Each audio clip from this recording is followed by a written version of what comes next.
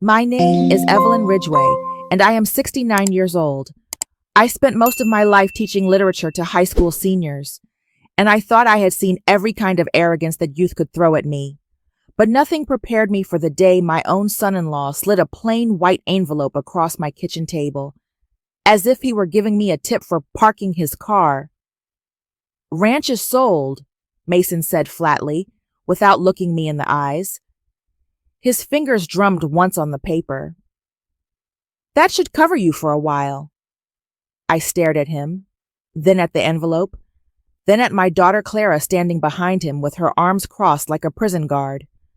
I pulled the flap open with slow, deliberate fingers. Inside was a single check, $16,000. My ranch, $3 million in value. The place my husband and I built with 4 decades of sweat, rain, and sleepless nights, gone. And this man thought my life, my memories, my dignity were worth $16,000. I felt the sting of betrayal pierce deeper than the insult of money. My daughter avoided my gaze, her lips tight, her chin lifted as though she were the one being wronged. Mason leaned back in the chair like he had just won a round of cards. That was when it happened. I laughed. Not a sweet laugh or a nervous one, but the dry, hollow sound of someone who knows a secret the others don't. My shoulders shook. My hand pressed against my lips, and Mason frowned as though I had lost my mind. "You think you've done something clever," I told him, my voice steadier than I felt. "But you've sold more than you bargained for." His smirk faltered. Clara's brow furrowed. They had no idea what lay beneath the old oak tree at the southwest corner of that ranch. No idea about the insurance my late husband left behind. The kind of insurance that could topple men far more dangerous than Mason Sutton. I folded the check once, tucked it back into the envelope, and set it neatly in the middle of the table. My heart burned with betrayal, but underneath the fire there was something else rising. Resolve. They thought they had pushed me out of my home. They had no idea they had just set me back on the path to justice. The morning after that envelope landed on my table, I drove into town with my stomach in knots. The ranch looked the same as it always had, sunlight slipping across the fields, the fence post leaning just a little from last winter's storms. But I couldn't see beauty the way I used to. All I saw was betrayal etched into every familiar corner. The courthouse smelled of stale coffee and disinfectant. I climbed the marble steps slowly, gripping the rail not because I was weak, but because I wanted to pace myself. In my head, I kept repeating the numbers. 3 million, 16,000. That absurd gap was my reality now. I carried the forged power of attorney papers Mason had waved in my face, the ones that claimed I had signed away my rights. My signature had been clumsily copied, the loops too high, the slant wrong. Any former student of mine could have spotted the difference, but the clerk behind the glass window barely looked before sliding the file back. "If the deed's recorded," she said, "it's a matter of property law now." Her tone was polite but dismissive, the way people often speak to the elderly. It made my jaw tighten. I was not senile. I was not confused. I was angry, and I was determined. That was when I called Renee Alvarez. She wasn't my first attempt. The day before, I'd spoken with a young lawyer fresh out of law school who suggested I move on gracefully. I thanked him and walked out before I said something that would embarrass us both. Renee, on the other hand, didn't talk down to me. She listened. Her office smelled of lemon oil and old case files, and when she leaned across the desk to study the forged POA, her eyes sharpened like a hawk's. "This isn't just family drama," she said. "This is elder fraud. If your daughter and son-in-law push this through with falsified documents, it's criminal. And if a developer is involved, we might be looking at something bigger." I sat back in the leather chair, clutching my handbag against my lap. Bigger. She didn't know the half of it. She didn't know about the box buried under the old oak tree at the southwest corner of the ranch, the one my husband called his insurance policy. For the first time since Mason slid that envelope across my table, I felt something stir beneath the hurt. Not hope exactly. Something sharper. Strategy. Renee leaned back in her chair, tapping the edge of the forged document with her pen. The afternoon light caught the frames of her glasses, and for a moment I saw the reflection of my own face, harder now, drawn tighter around the mouth. "You'll need more than outrage," she said calmly. "We'll gather every paper trail, every bank slip, every signature. If they sold your ranch under false pretenses, the law is on your side. But," she hesitated, and that pause made me uneasy. "Developers don't move $3 million properties on a whim. If Langridge Holdings is in the picture, they've already greased palms." The name hit me like a stone. Archer Lang's company. My husband Robert had spoken that name in a whisper the year before he died. He had been a planning officer for the county back then, and though he never brought his work home, I could read him better than any book I'd taught. His shoulders would stiffen when that company came up in local meetings. And once, just once, he told me he was keeping records. "For the day they overreach," he had said. I swallowed hard. Renee didn't notice my hands tightening around my bag. "What do you want to do?" she asked. I thought of Mason's smug face, Clara's crossed arms, the check that still sat untouched on my kitchen counter. I thought of Robert's grave under the tall pines, the promises I had made to keep his name clean. "I want them stopped," I said. My voice surprised me with its steadiness. Renee nodded. "Then we go federal. Fraud at this scale, with interstate financing, touches FBI territory. But I'll be honest, agents don't jump for family squabbles. We'll need to show them this isn't just about you. It's about systemic abuse." Systemic abuse. That was the perfect phrase for what Robert had feared. I left her office with a folder of instructions: photocopy the deed, secure the forged POA, document every interaction with Clara and Mason. The courthouse clock chimed 4 as I stepped back into the street. People hurried past me, young men in ball caps, women with toddlers tugging at their sleeves, a group of teenagers laughing too loud. For a moment, I felt invisible among them. An old woman with paperwork in her bag, fighting a battle no one else could see. But then I thought of the oak tree, the box beneath it, and the weight of the past pressing upward through the soil. Invisible. Yes, but not powerless. The next morning I drove to town again, but this time not to the courthouse. Renee had arranged a meeting in a coffee shop on Main Street, a place that smelled of roasted beans and maple syrup from the diner next door. She said someone from the bureau would be there. I walked in clutching my bag like armor. A woman in a navy suit sat near the back, stirring her coffee without drinking it.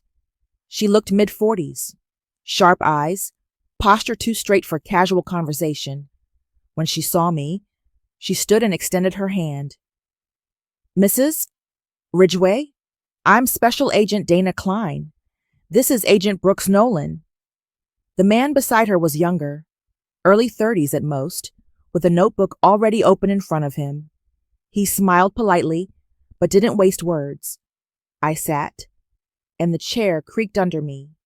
For a few seconds, I simply listened to the hiss of the espresso machine and the chatter of college kids at the counter.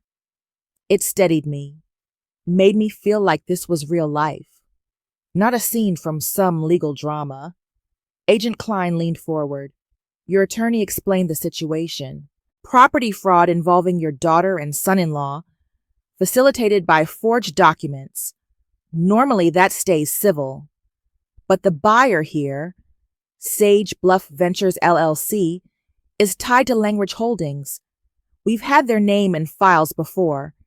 If you have anything that connects them to corruption, we want to hear it. I hesitated. My fingers curled tighter around my bag strap. Saying it out loud would make it more than memory. My husband left something behind, I whispered. A box buried on the ranch. Records, photographs, tapes. He called it his insurance. He believed Langridge and county officials were dirty. Agent Nolan's pen stopped mid-note. Agent Klein's eyes narrowed, not in disbelief, but in calculation. If that box exists, and if it holds what you claim, it could shift this from elder fraud to federal corruption. She said, I know where it is, I told her. Under the old oak tree at the southwest corner of the ranch. I've kept quiet for years, waiting for the right moment. I think this is it. Klein glanced at Nolan. He gave a small nod. Then she turned back to me. We'll need to act carefully. If Langridge suspects what you're holding, he'll move fast. We let him think he's in control, and then we take it back. Her words carried a charge. For the first time, I felt the weight shift off my shoulders. If only slightly. This wasn't just my fight anymore. 2 days later, I drove back to the ranch with a plan in my head and agents trailing me from a distance. The afternoon sky had that pale Montana light, the kind that makes every shadow stretch long and thin. Clara's car wasn't in the driveway, which gave me room to breathe. I walked past the barn, past the sagging fence line, until I reached the old oak at the southwest corner.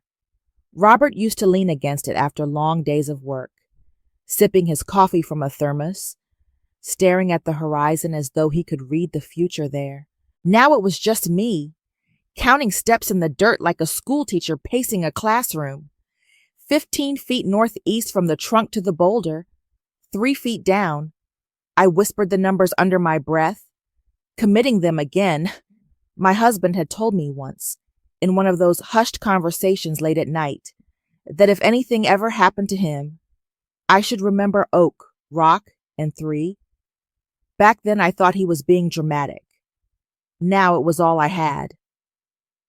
A black SUV slowed at the end of the road, its tinted windows glinting in the sun. My pulse jumped, but I kept walking, pretending to adjust the brim of my hat. The vehicle lingered a beat too long before rolling on. That evening, I met Agent Nolan at a roadside diner. The waitress filled our coffee cups without asking, and the smell of fried onions clung to the vinyl booths. Nolan spread out a topo map between the ketchup bottle and sugar dispenser. Logging road here, he said, tapping with his pen. We can access the oak from the north. Less chance of running into Langridge's survey crews. I'm coming with you, I said before he finished. He looked up, brow furrowed. Ma'am, it'll be the middle of the night. Digging, equipment, possible surveillance. It's safer if you... No, I cut him off. That tree was ours. That box was his.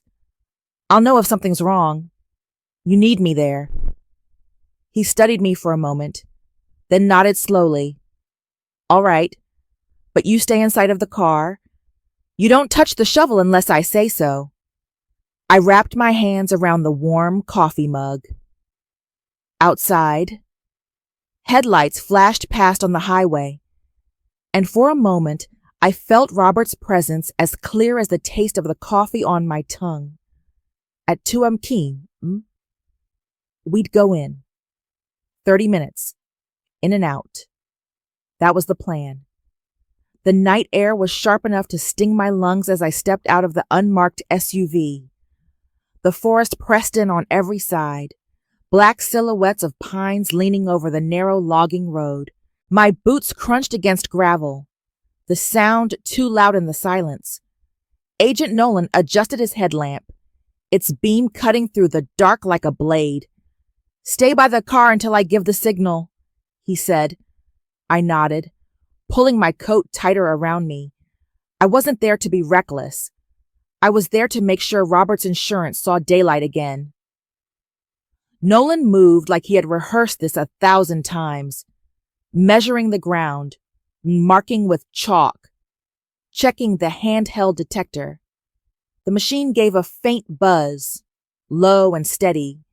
He dug, shovelful by shovelful, while I stood close enough to smell the wet soil, but far enough to follow his instructions.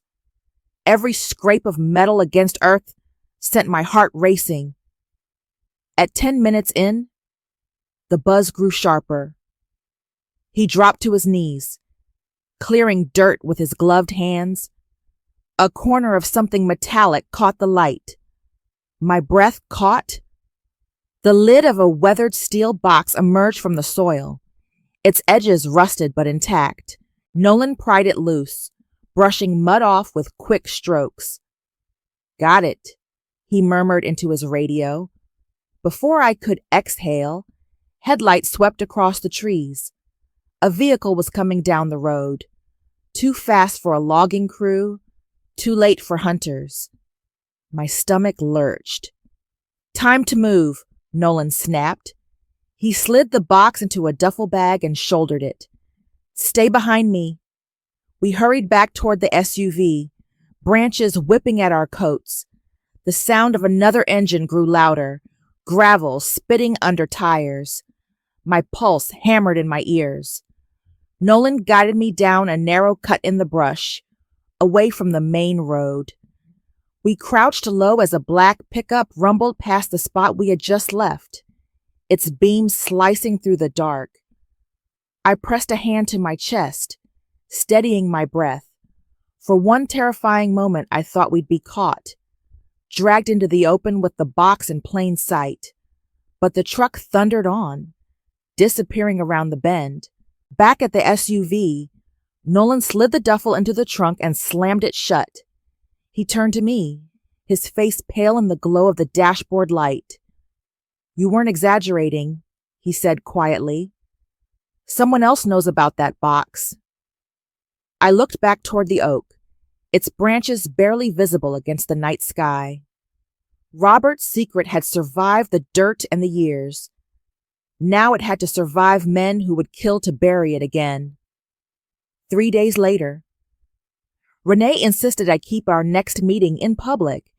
She chose a steakhouse on the edge of town, the kind of place where businessmen like to strike deals over whiskey and prime rib.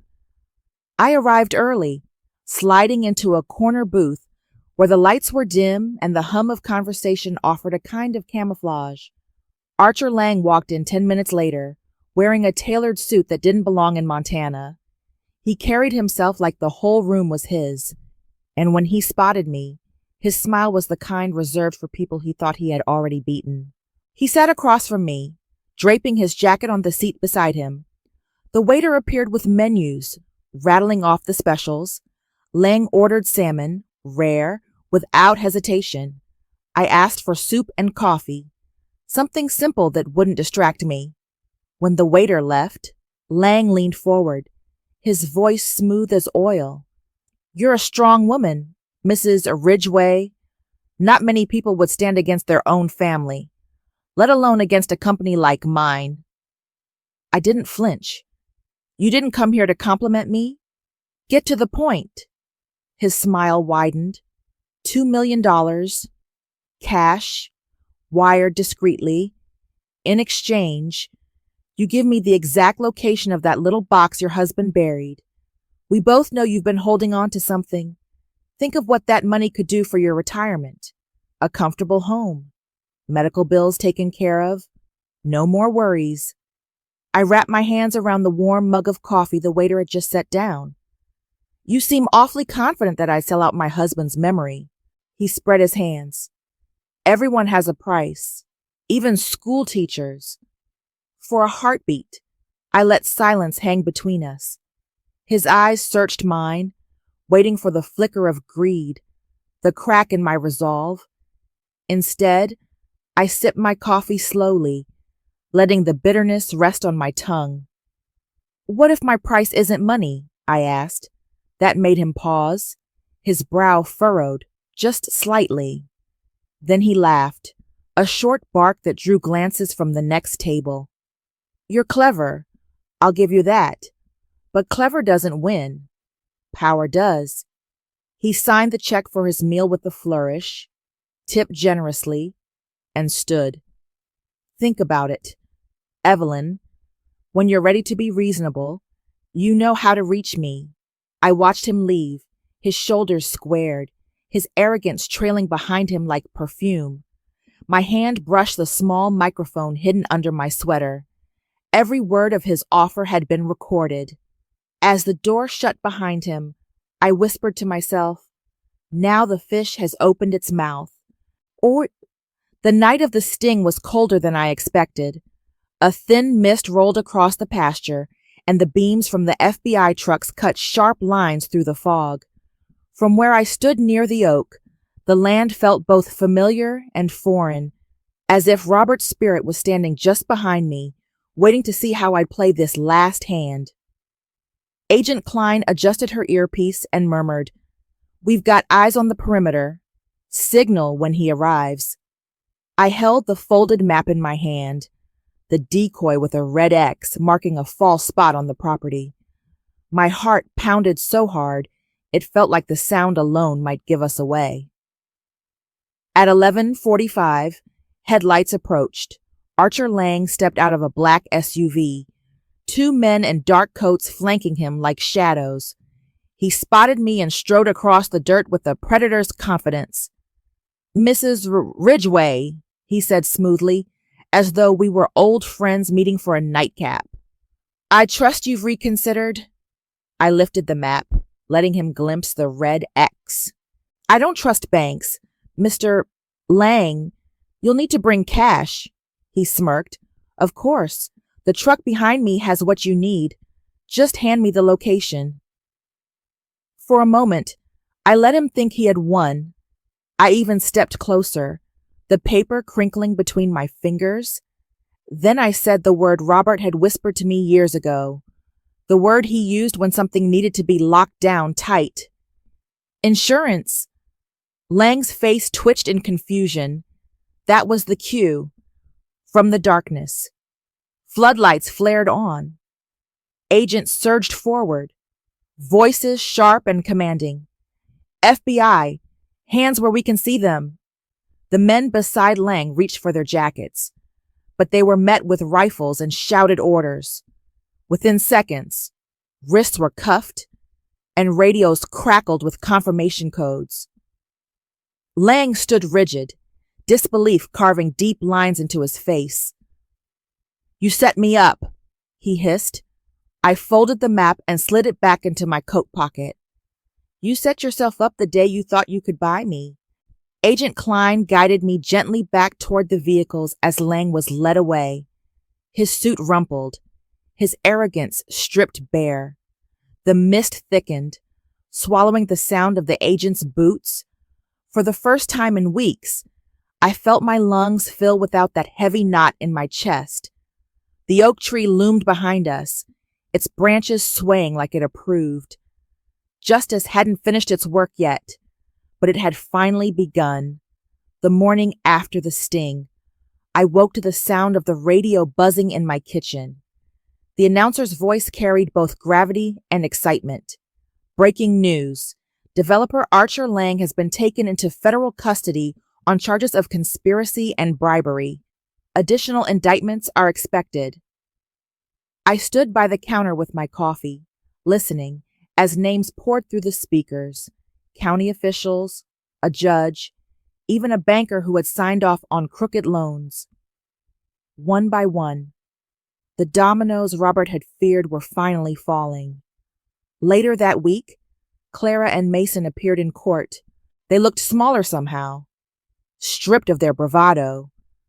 When the judge offered them the chance to cooperate with prosecutors, Clara's voice cracked as she said yes. I felt no triumph in that moment, only a heavy sorrow. Betrayal had brought us here, and justice would keep them accountable. But family ties do not unravel without leaving scars. When the ranch title was restored to my name, I drove back to the Southwest field alone. The oak tree stood tall, its roots still gripping the earth that had hidden Robert's insurance for so many years. I pressed my hand against the bark and whispered, "It's over." Not long after, I signed the deed again, this time transferring the land to a conservation trust. The ranch would not be carved into developments or shopping centers. It would become a preserve, a sanctuary, with a small garden at the edge, dedicated to Robert's memory. On the day the plaque was placed, I stood with the wind brushing through the grass and thought about what it meant to grow old. It is not weakness. It is not invisibility. It is the chance to carry the truth long enough for it to matter. And for me, that was enough.